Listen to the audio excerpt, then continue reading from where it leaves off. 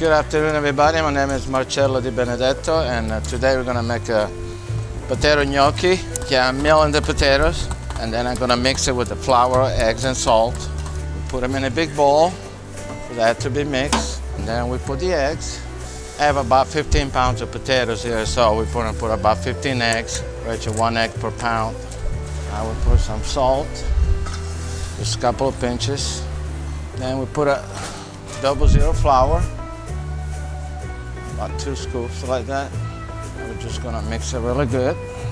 The reason I mix it by hand is because in the mixer it gets the starch in the potato, it gets worked, and the gnocchi, they get kind of tough. They're not as soft as it should be.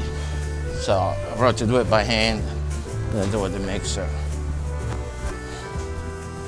And now we're gonna take it out of the bowl and finish the work on the table.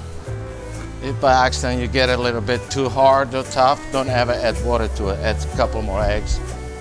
Okay, and now we get ready to make some gnocchi. So you cut a little piece at a time, roll in the flour, make it like a giant breadstick. You get about this size, some flour on top. Now you start cutting. The little pillows. Make sure they coat it with flour so they won't stick to each other. Then you spread it on the tray.